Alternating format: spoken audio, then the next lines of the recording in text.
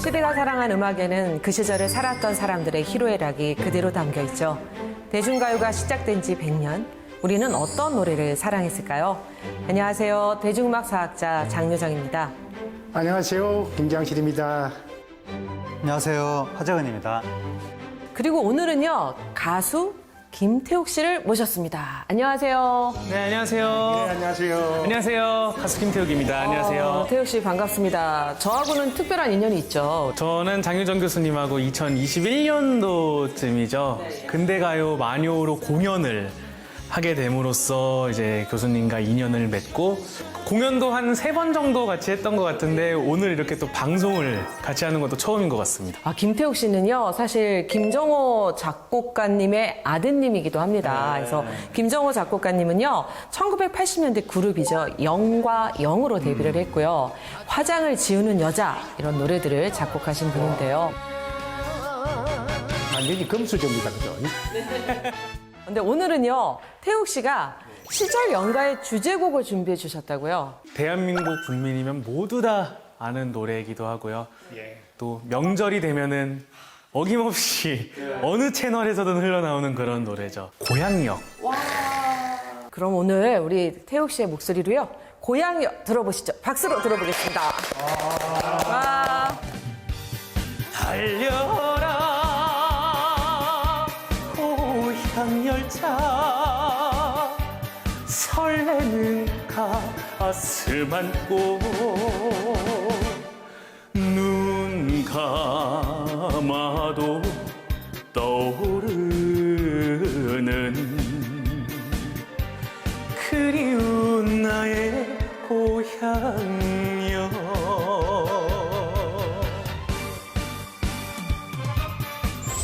그 나훈아의 고향역 굉장히 이제 유명한 노래인데요. 우리 시절연가 가족들이 한 문장으로 소개한다면 저 같은 경우는 고향역을 들으면 어머니 젖가슴 같다는 생각이 듭니다. 푸근합니다. 저도 그 생각했어요. 고향역 들으면 어머니의 청국장? 딱 그 어머니와 청국장, 그 고향의 모든 이미지가 이 노래 속에 담겨 있는 것이 아닌가라는 생각이 들기도 합니다. 제가 표현을 하자면 거대한 이촌 향도의 시대에 한국인에게 마음의 고향을 찾아준 노래였다. 이렇게 표현할 수 있을 것 같습니다. 우리 태욱 씨는요? 나훈아 선생님 노래 중에 또 비슷한 노래가 있죠. 홍시 같은 노래. 맞아요. 생각이 난다. 홍시가 열리면 우리 엄마가 생각이 난다. 아, 좋다. 조금만 들어도 좋습니다. 네. 이 노래는요, 1972년이죠. 오아시스 레코드에서 발매한 나훈아 7집 앨범의 타이틀곡이기도 했어요. 예, 1972년이면 나훈아 씨 인기가 절정에 달했을 무렵이고 나훈아 대 남진, 그 라이벌 구도가 두드러졌을 시점이죠. 김태욱 씨가 봤을 때는요, 선배 가수 나훈아, 남진, 이 두 분의 차이점, 뭐라고 얘기할 수 있을까요? 지금 세대로 봤을 때는 남진 선배님은 대중매체에 조금 더 친화적인 분이시고요.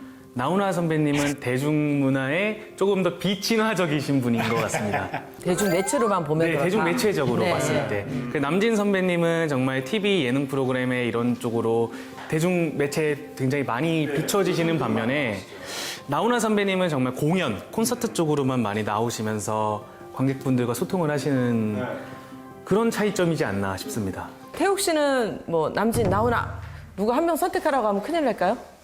아니, 저는 네. 그냥 줏대가 있기 때문에 네. 저는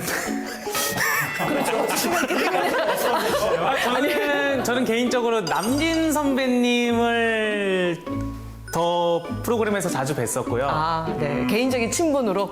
네. 네.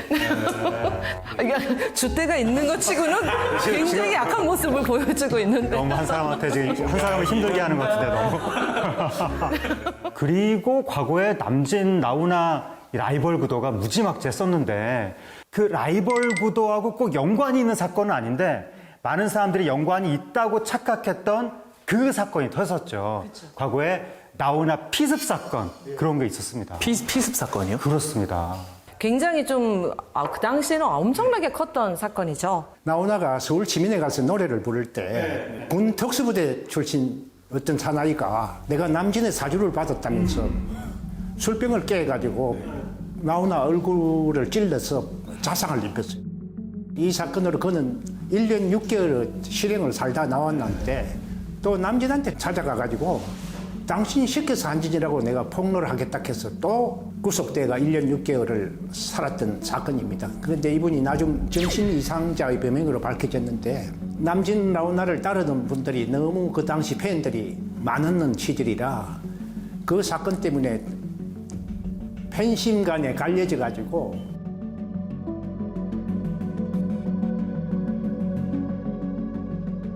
사실은 이게 연관이 없는 건데 나훈아를 공격한 그 사람은 정신이 이상한 사람이고 그런데 사람들이 당시에 뭐 나훈아 씨 공격한 게 남진 씨 팬 아니냐 뭐 남진 씨가 사주한 거 아니냐 말도 안 되는 루머를 퍼뜨리면서 남진 씨가 너무 힘들었을 것 같습니다.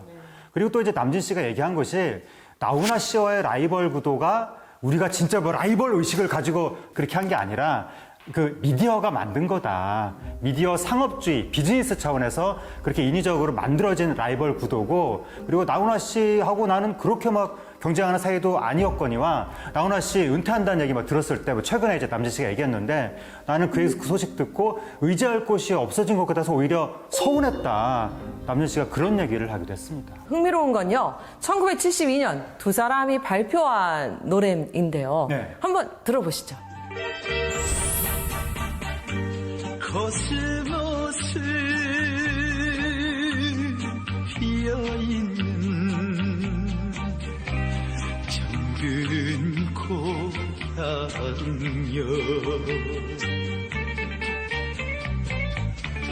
이쁜이 코뿐이 모두 나와 반겨주겠지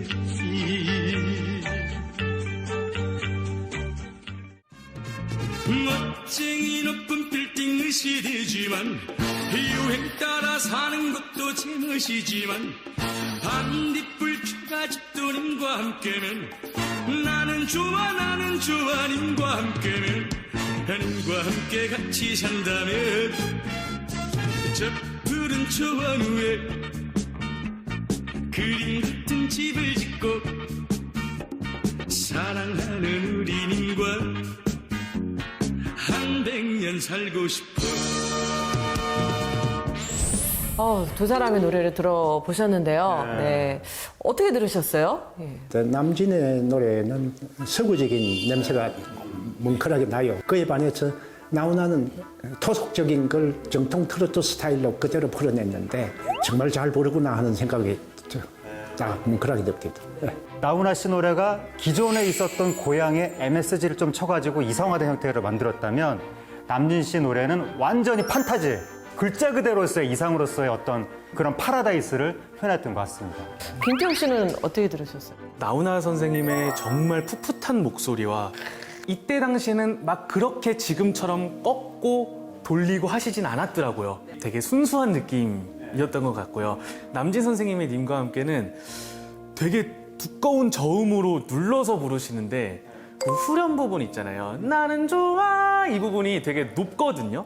근데 그 두꺼운 음으로 나는 좋아 이거 툭 던지시는데 되게 편하게 부르세요. 그거를 또 춤추면서 그렇게 부르셨다는 게 또 지금 생각해 보면은 또 대단하다고 느껴집니다. 그런데요, 두 사람의 노래가 가진 공통점이 있어요. 1972년에 발표되었다는 거. 저는 저 해를 잊을 수가 없습니다. 왜냐하면 제가 태어난 해이기 때문에. 네, 그래서 이상향의 공간을 그렸다는 거. 그래서 그 시대를 대표하는 가수 나훈아와 남진은 왜 이상향의 공간을 노래한 걸까요?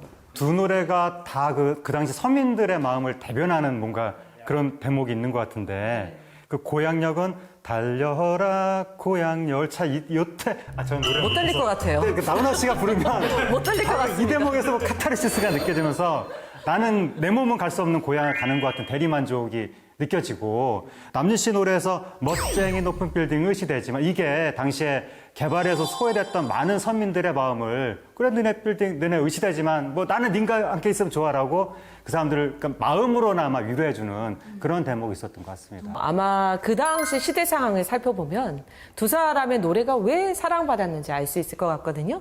예, 원래 우리나라는 전체 인구의 80%가 농촌에 거주를 했죠.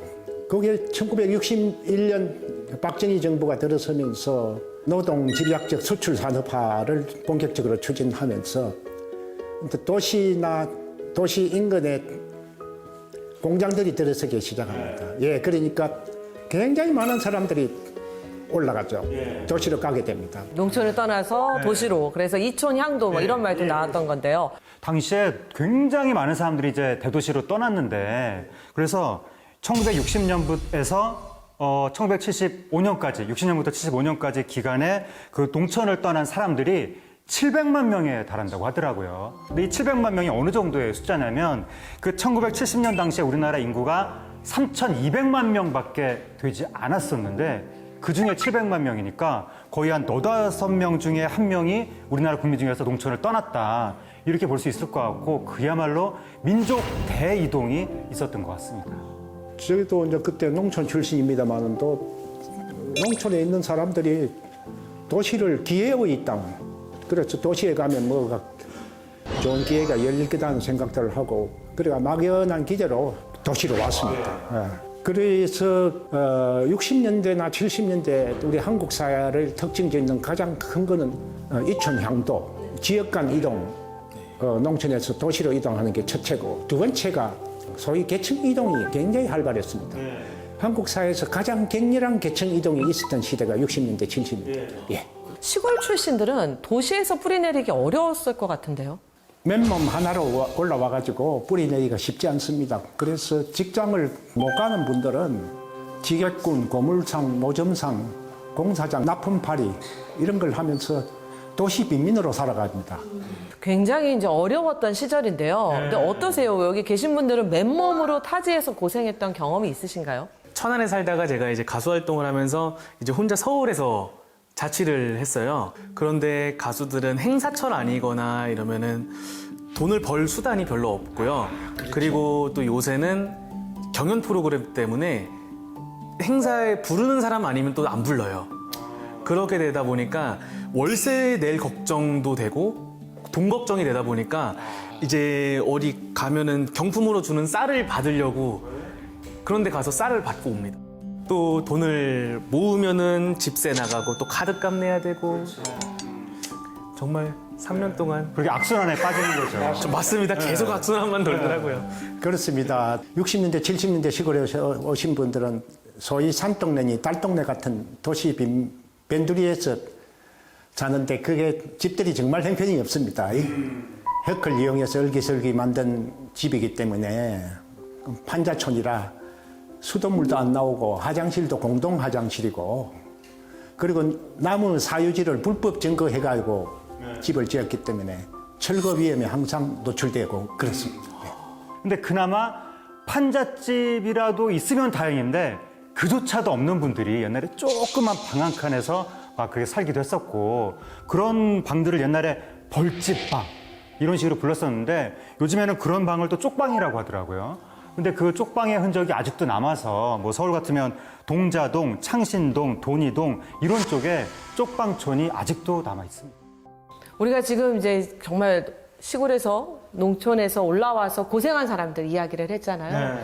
그분들한테 고향은 더 남다른 정감으로 다가왔을 거예요. 왜냐하면 내가 힘들 때마다 고향을 떠올릴 수밖에 없고 고향에 계신 부모님이 생각났을 거고 그러다 보니까 명절이 되면 우리가 민족 대이동이라는 말이 나왔던 거고요. 당시 그 상황이요. 대한뉴스에 남아있거든요. 한번 보시죠. 네.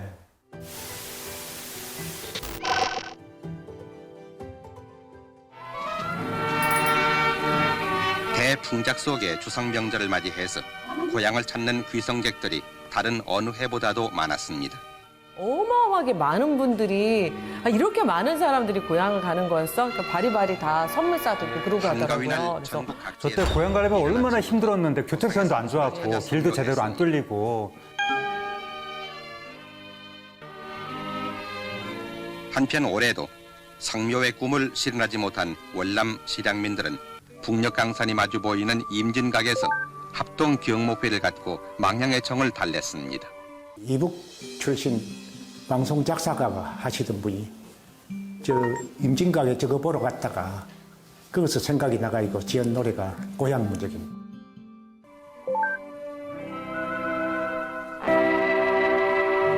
금년 추석은 예년에 비해 귀성객이 훨씬 많았는데 서울에서만 해도 150만 명 이상이 고향을 찾아갔습니다.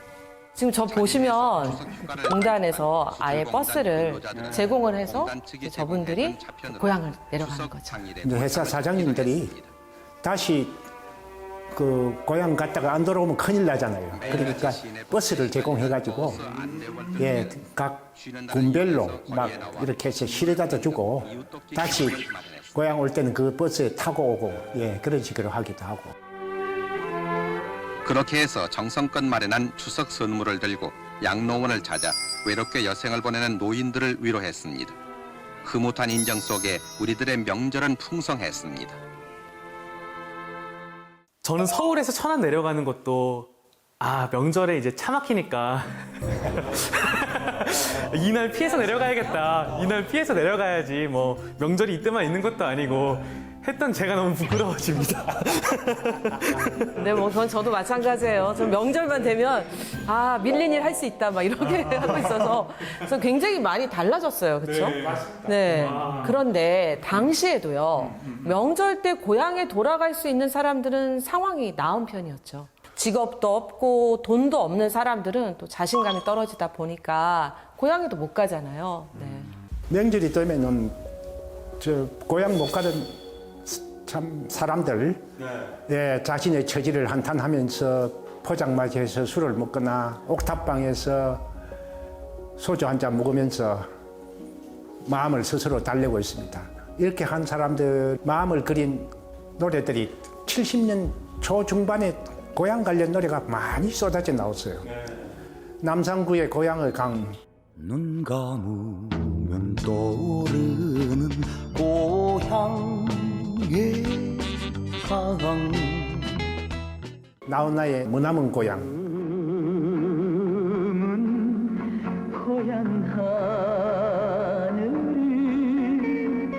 김상진의 고향이 좋아, 타양은 싫어 고향이 좋아 홍세민의 흑해 살리라, 부모님 모시고 효도하면서 흑에 살리라 이런 노래들이 그때 히트했던 노래들입니다. 예. 그 대북 방송에도 고향 노래들이 대거 사용됐다고 합니다. 2010년에 국회 국방위에서 송영선 의원이 국방부한테 자료를 제출받았는데 거기서 이제 1980년대 대북 확성기로 자주 방송한 노래 베스트 5 이게 이제 그때 공개가 된 거예요. 그런데 그때 베스트 5가 뭐냐면 꿈에본 내 고향, 머나먼 고향, 고향역, 모정의 세월, 그리고 홍도야 울지 마라 이렇게 5곡이었다는 겁니다. 그 5곡 중에서 3곡이 고향 관련된 노래고 또 5곡 중에서 4곡이 모두 나훈아 씨 버전이었다고 합니다. 그런데요. 태욱 씨가 이 중에서 한 곡을 준비해 주셨다고요? 네, 머나먼 고향을 준비했습니다. 원곡은 1969년에 유지성 씨가 부른 노래인데요. 하지만 우리가 알고 있는 건 나훈아 씨의 버전으로 더 많이 알고 있고 또 그 덕분에 유명해진 노래인데요. 네, 그러면 지금 머나먼 고향을 우리 태욱 씨의 목소리로 청해 듣겠습니다.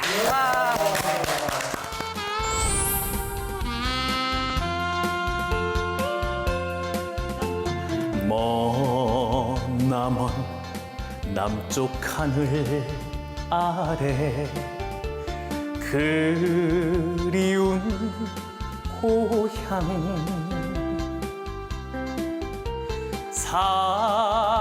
사랑하는 부모 형제 이 몸을 기다려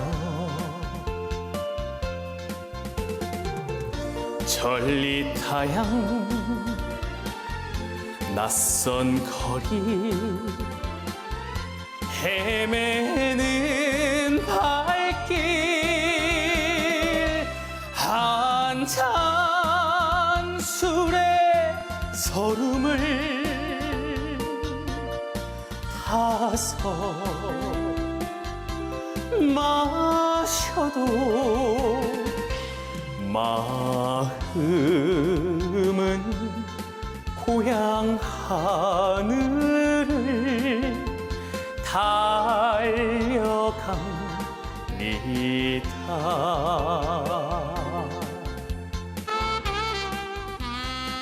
네. 아, 이 노래 들으니까, 그러니까 왠지 저는 뭐, 그리워할 고향이 있는 건 아닌데도 불구하고 이 노래를 들으니까 왠지 고향이 그리워지는 그런 마음이 드네요.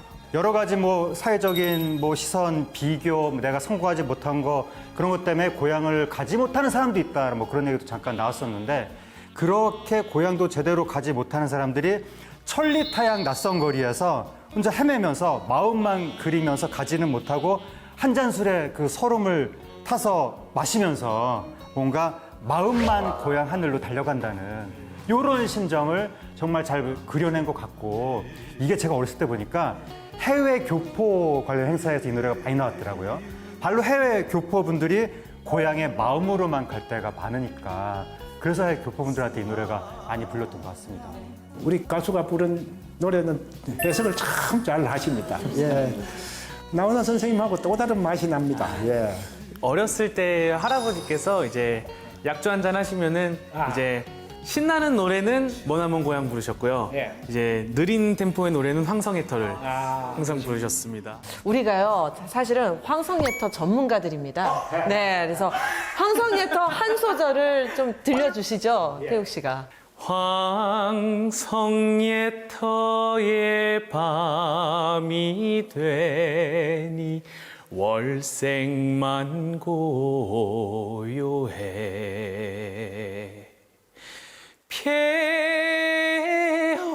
폐허의 서린 회포를 말하여 주노라. 네. 뭐 황성예터도 사실은 어떻게 보면은 그리워하는 우리가 떠나온 것에 대해서 또 고향역도 마찬가지고요. 그래서 우리가 다시 고향역 이야기로 돌아가자면요. 노래가 나훈아 씨에게 전달되기까지 참 우여곡절이 많았어요. 그래서 이 노래를 만든 사람이 바로 임종수 씨인데요. 아마 김태욱 씨도 아시지 않나요? 임종수 선생님? 아니요, 전혀요. 젖은 손이 애처로워 살며시. 네, 그 노래 네, 작곡가신데요. 아내에게 바치는 노래요. 아내에게 바치는 노래 또 이분이 만드셨고요. 네, 또 굉장히 또 유명하시죠, 이분이. KBS 전국 노래자랑 송해로 유명한 예. 그럴 때 띵동댕 하면서 실로폰을 울리면서 그 심사를 했던 초대 심사위원입니다. 무려 1980년부터 15년간 심사위원으로 하셨습니다. 지금 현재 저희 아버지께서 심사위원으로 활동하고 계십니다. 아버님의 대선배님이셨군요. 딩동댕 대선배님이셨군요. 임종수 씨는요, 1942년 전북 순창에서 태어났는데요. 사실은 처음에 가수가 되려고 무작정 상경을 했다고 합니다. 그리고 수도 육군병원 복무 중이던 이등병 시절에 시민회관, 우리가 지금 세종문화회관이라고 하는 곳이죠. 거기서 열린 문화방송이 주최했던 톱싱거 대회에 출전을 해가지고요. 현인의 꿈이여 다시 한번을 불렀는데 입상을 실패했던 거죠. 그러다가 당시 심사위원이었던 작곡가 황문평 씨의 소개로 서울 숭인동의 음악학원에 찾아가서 가수 데뷔를 준비했는데요. 이분이 한 작곡가에게 허반의 등불이라는 노래를 받아가지고 가수로 취입을 해서 음반까지 나왔는데 집에 갖고 와가지고 이제 그 음반을 들어보니까 본인의 한계를 느꼈습니다. 왜냐하면은 한명숙의 노란 사스 입은 사나이가 이미 크게 히트를 해가지고 동남아에까지 막 야단이 일어나고 하는 그런 시절인데 그러니까 리듬이 굉장히 빠르고 밝고 경쾌한데 이분의 노래 스타일은 남인수 창법 비슷하게 아주 꼿꼿하게 서가지고 막 그리 하는 스타일로 노래 부르니까 내가 벌써 30년대 40년대 부르는 노래 스타일은 안 되겠구나 하는 생각이 들었고 라디오 시대가 슬슬 저무고 TV 시절이 시작이 되는 시점이라 얼굴이 참 미남이면 좋은데 본인은 그런 정도가 안 된다 생각하니까 작곡가 선생님한테 찾아가가지고 아이고 제가 아무래도 안 되겠습니다 하니까 그러보니 뭐 할래 하면서 작곡할 줄 아나 했어. 제가 곡 써가지고 가겠습니다. 하고 이제 며칠 뒤에 써가지고 갔더니 야 이거 네가 썼나 하면서 좋다. 니 작곡해라 해가지고 그렇게 작곡을 건요한 분이 나랑이라는 유명한 작곡가입니다. 예. 나와랑 씨가 다른 데서도 그 이름이 나오는데 바로 그 조트리오라는 가수 있거든요. 조규천, 조규만, 조규찬 이 삼형제가 바로 나와랑 씨의 아들들인 거예요. 그렇게 해서 차창의 어린 모습이라는 노래를 작곡을 했어요. 근데 임종수 씨가 생각하기엔 이거 성공하려면 그냥 일반 가수가 아니라 인기 가수에게 곡을 줘야 하는데 바로 그분이 누구냐? 우리가 알고 있는 그 최고 인기 가수 나훈아 씨였던 거죠. 그래서 당시 오아시스 레코드사 사장이었던 손진석 사장님한테 가서 야, 내가 사장이지만 나훈아 못 본 지 몇 달째다. 장담 못한다. 이렇게 말씀을 하셨대요. 그럼에도 불구하고 매일 기다렸다고 합니다. 그러다 결국 그거 만났나요? 자세한 이야기는 임종수 선생님께 직접 들어보시죠. 무명 작곡가 생활을 4년을 해가지고 곡을 발표해야 되겠다 생각했는데 나훈아 씨를 주고 싶은 거야. 그래서 나훈아 씨는 오아시스 레코드사라는 걸 알거든. 114에다가 오아시스 레코드사 전화번호를 물어봐가지고 전화 연결해서 그래서 그 회사를 찾아가게 된 거지. 그러니까 그 나훈아 씨한테 곡을 주기 위해서 3개월간을 그 회사를 다녔어. 나훈아 씨를 만나는데 3개월 걸린 거야.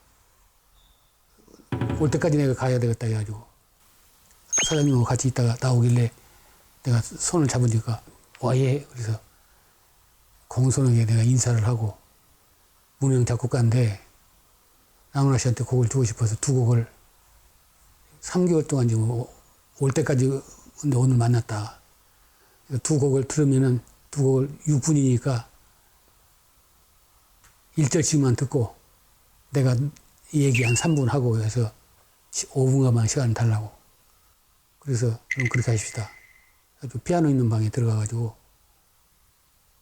악보를 두고 이제 내가 먼저 부르겠습니다 하고 떠돌다 머문 하고 노래를 1절을 딱 부르니까 이 뒤에 서 있다가 이 옆으로 와가지고 내 얼굴을 쳐다보고 첫 번째 하는 얘기가 임 선생님이 저보다 노래를 더 잘하시네. 좋습니다. 한 번만 더 해주이소. 한 번 더 했더니 한 번만 내가 따라하겠습니다. 그러더니 그 다음에 한 번만 더 해주이소. 그리고 노래를 부르는데 정말 세상에 그렇게 노래를 잘 부를 수가 없더라고. 그렇게 해가지고 노래 부른 다음에 만년필을 꺼내가지고 악보에다 사인을 하면서 아무리 유명한 작곡가 선생님이 와서 곡을 줘도 내가 사인하지 않는 악보는 취입을 안 한다는 거야. 그러니까 이 사인한 걸 사장님한테 가면 사장님이 안 됐다가 벌떡 일어나실 겁니다. 사인을 해주면서 내 손을 잡고 정말 감사하다고 그렇게 해가지고 차창 열린 모습으로 취입을 했는데 나는 천운을 타고난 거야.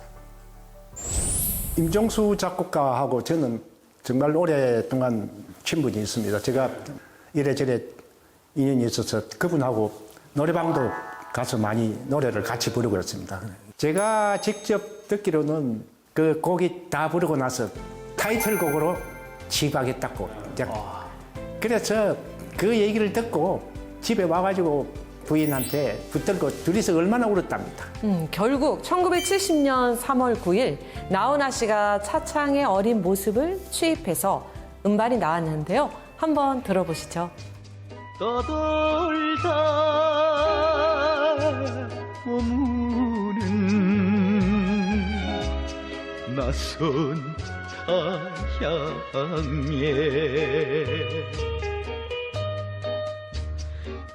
한 번 정을 준 그 사람을 홀로 두고서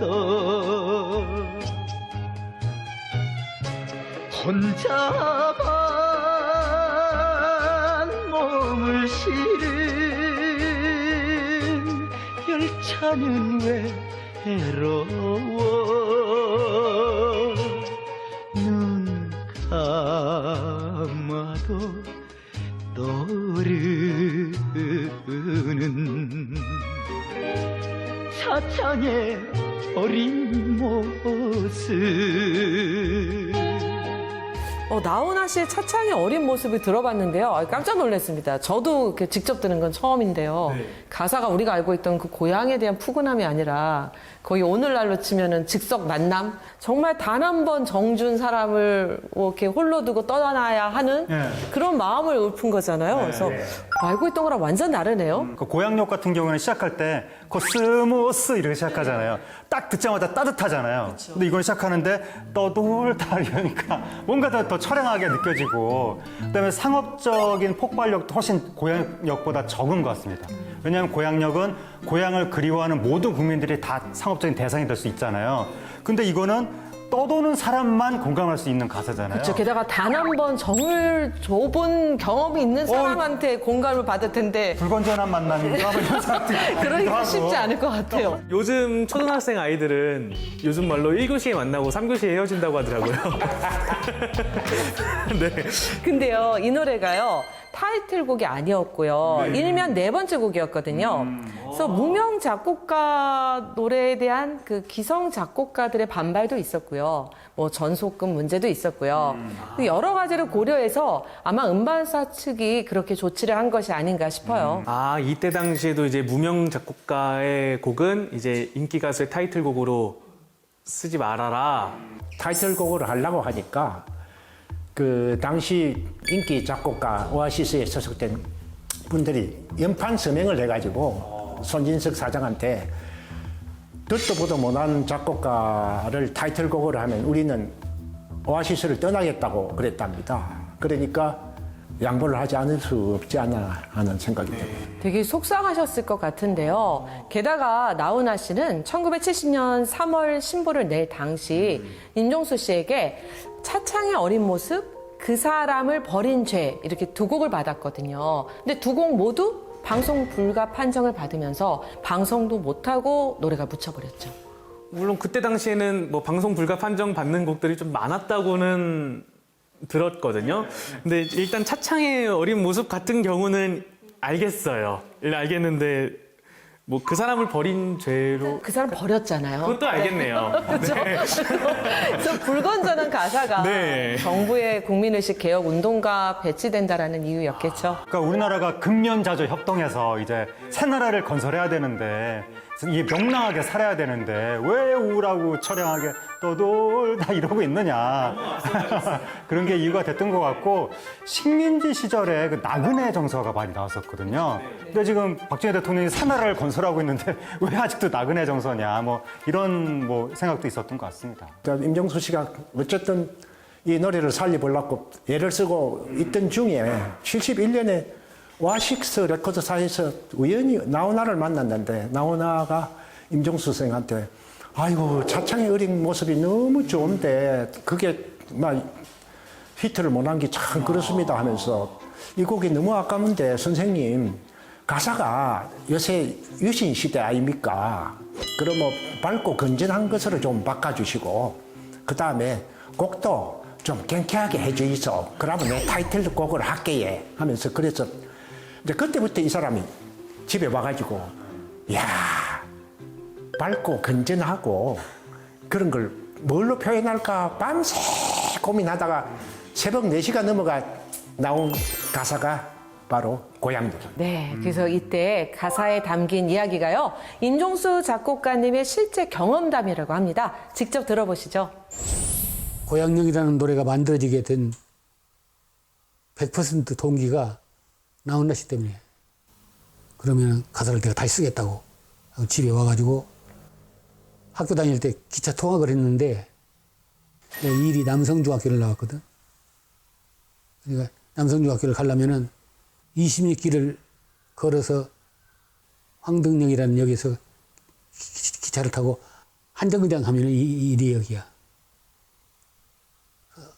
불을 피우다가 불이 안 펴지면 밥을 못 먹고 20리 길을 뛰어가지고 기차를 탔는데 타가지고 역 주변에 코스모스 딱 보는 순간 배고프디, 배는 고프지. 어머니 생각나고 그래가지고 얼마나 울었는지 몰라. 그걸 평생 잊을 수 없어서 2절에는 흰머리 달리면서 달려온 어머니를 얼싸안고 바라보았니. 그리고 1절에 이분이 고분이 그거는 여름방학 때 이제 고향에 가면은 친구들이 반겨주고 그러니까 이분이 고분이 모두 나와 반겨주겠지. 달려라 고향열차 설레는 가슴 안고 눈 감아도 떠오르는 그리운 나의 고향역. 이 가사를 있는 그대로 하나 만들어내지 않고 그냥 가사를 쓴 거야. 문제는 이렇게 1972년도에 앨범을 발매했는데 이때도 묻힐 뻔했다는 거예요. 네. 그래서 타이틀곡이 아니었거든요. 게다가 나훈아 씨가 전격적으로 오아시스 레코드사에서 지구 레코드사로 전속을 옮깁니다. 그리고 지구 레코드사에서 어떤 노래를 발표하느냐? 바로 그 유명한 또 녹슬은 기찻길을 발표하면서 이 노래가 정말 큰 인기를 얻게 되죠. 녹슬은 기찻길아 어머니 참 그리워 우는 이 마음 위기의식을 느낀 오아시스 레코드사는 전국 방송국 PD들에게 긴급 설문을 돌렸습니다. 세간에 알려지지 않은 나훈아 곡 중에서 베스트 10을 골라달라는 내용이었고요. 즉, 나훈아의 숨은 명곡 찾기였는데요. 이때 고향역이 1위로 선정된 거죠. 네, 그래서 이제 오아시스 레코드사가 고향역이 뭐 설문조사에서 일을 했으니까 이거를 타이틀로 앨범을 낸 거예요. 가수는 다른 레코드사로 갔는데 앨범을 내가지고 이게 또 초특급 대박 히트를 하게 됩니다. 그래서 나훈아 씨가 이 노래 히트로 1972년에 MBC 10대 가수상, 바로 그 10대 가수의 영예를 안게 되면서 그때만 히트한 게 아니라 두고두고 이 노래는 완전히 민족의 노래가 되고 명절에 가장 많이 불리는 노래 중에 하나로 자리 잡게 됐습니다. 이 노래가 나와가지고 히트할 때 그때 부산에서 경남 공고 다닐 때인데 정말 많이 불렀습니다. 저만 부른 게 아니고 우리 친구들도 뭐 소풍 가거나 뭐 무슨 뭐가 있으면 이 노래 부르면서 정말 많이 불렀고 초기에 나훈아 사랑은 눈물의 씨앗 이런 거 부를 때는 목소리가 배우 스타일 아닌가 하는 얘기가 조금 있고 했는데 이때쯤 되면은 벌써 본인의 그 목소리가 완전히 이제 거의 착근이 돼가지고 스타일이 제대로 된 노래가 그때부터 나오지 않았나 싶습니다. 임종수 씨도 이때부터 무명에서 벗어나서 유명 작곡가 대열에 올랐잖아요. 그래서 하수영 씨의 아내에게 바치는 노래, 나훈아 씨의 대동강 편지, 태진아 씨의 옥경이, 남진 씨의 모르리, 빈지게 이 노래들이 모두 임종수 작곡가님의 노래입니다. 네. 그 아내에게 바치는 노래는 카바레 금지곡입니다. 그렇죠. 네. 왜냐하면 카바레에서 막 춤을 추다가도 저 노래가 나오면 다들 짐 싸서 집으로 돌아갔다고 합니다. 왠지. 네. 근데 옛날에는 노래가 인기가 있으면 그게 영화로 만들어지고 그 가수가 또 영화에 출연하고 그랬던 시절이 있었습니다. 바로 그 시절에 이제 나훈아 씨가 활동을 했던 거예요. 그래서 1971년부터 83년 사이에 나훈아 씨가 출연한 영화가 18편. 그 중에 특별 출연이 4편인데 그거 제외하면 14편에서 나훈아 씨가 주요 역할을 맡았습니다. 와, 12년 동안 14편이면은 지금 활동하시는 영화 배우보다 더 많이 하시는 것 같아요. 네. 그렇죠. 근데 영화는 아니지만 당시 나훈아 씨의 모습을 볼 수 있는 프로그램이 남아 있거든요. 한번 보시죠.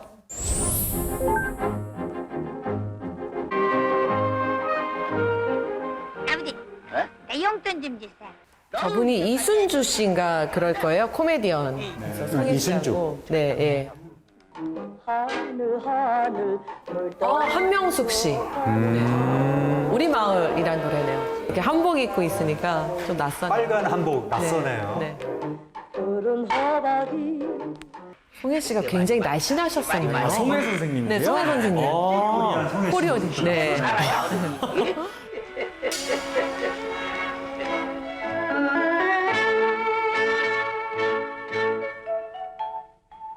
나훈아 씨. 세면이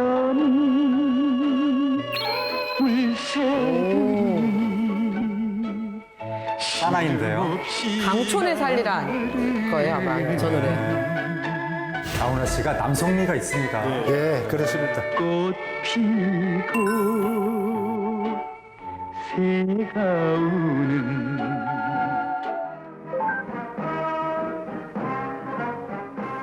새가 우는 예, 이대승 씨하고. 씨하고 예. 저 어렸을 때 많이 봤던 분들인데. 되게 반갑네요. 그 옛날로 돌아간 것 같아. 저 모습을 보니까 어렸을 때로 돌아간 듯한. 낯선 거리 헤매는 발길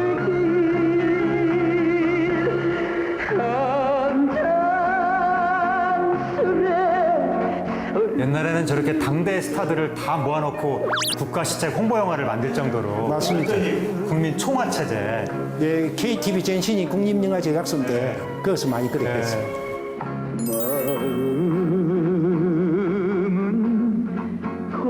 나무에다 저렇게 기대서 주로 진을 입으셨네. 저 시절에 나오났습니다. 저 때가 통생불의 시대였었나 보네요. 통기타, 70년대. 예, 통기타 생맥주 블루즈. 어떠셨어요? 이거 영상 보시고 정말 70년대 추억이 이렇게. 몇십 년이 흘렀지만 지금까지 활동해 주셔서 너무 감사드리고 후배 가수로서 나도 어떻게 해야 이렇게 꾸준하게 몇십 년 동안 노래를 할 수 있을까 하는 그런 생각을 하면서 봤습니다. 근데 저는 연구자의 입장으로 저런 영상을 보면 정말 소중합니다. 왜냐하면 저희가 직접 접해보지 못했던 부분들인데 젊은 시절의 저분들의 모습, 노래 이런 영상 하나하나가 다 연구 자료가 되는 거고 예, 역사의 어떤 기록 자료가 되는 거여서 굉장히 또 좀 감회가 새롭습니다. 네. 나훈아 씨의 그 위대한 점은요. 가창자로서 정점에 섰을 뿐만 아니라 창작자로서 또 놀라운 발자취를 남겼다는 점인데요. 나훈아 씨가 발표한 노래가요, 3,000곡이 넘습니다. 근데 그 중에서 이분이 또 대단한 것이 자작곡이 1,200여 곡이고요. 앨범은 200장 이상이거든요.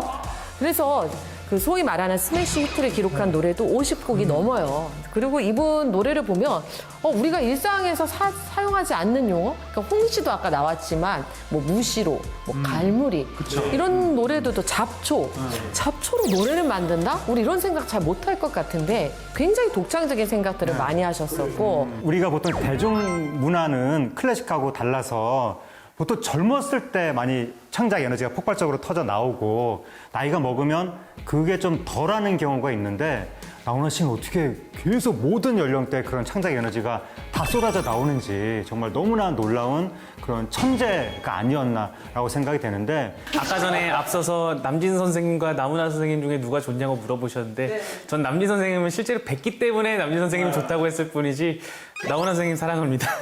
아니 이렇게 나가도 되나요? 남진 선생님 보시면 이제 어떡하나요? 와서 그 고향역을 우리가 한마디로 좀 정의를 내리고 마무리를 지어 볼까요? 나훈아라는 불멸의 가수가 부르지 않았으면 저렇게 히트했을까 하는 생각이 듭니다. 우리 민족이 갖고 있는 고향에 관한 정서를 그냥 톡 터뜨려준 거 아닌가 하는 생각이 듭니다. 시대적 민족적 정서를 그야말로 100% 발휘하면서 채워줬던 사람이 나훈아 씨였다. 그래서 결국 민족의 가수가 됐던 그리고 그분의 대표곡이 고향역이다. 이렇게 얘기할 수 있을 것 같습니다. 또 고향역 또 하면 고향 하면은 또 인간이 갖고 있는 마음 중에 또 효가 있잖아요. 효.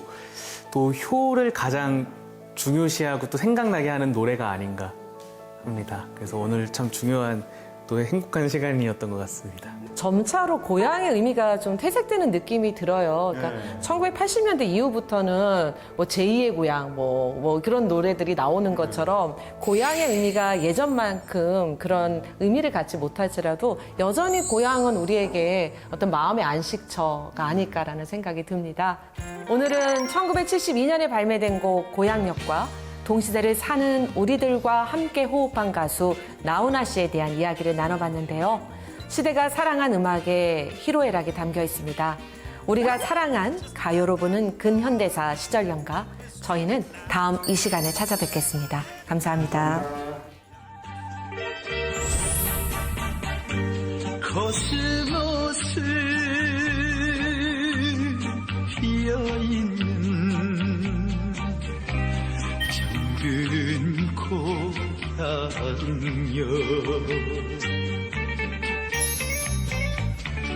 이쁜이 코뿐이 모두 나와 반겨주겠지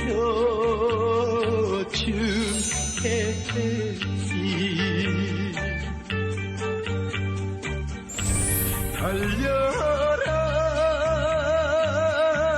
고향 열차 설레는 가슴 안고 눈 감아도 떠오르는 그리운 나의 고향여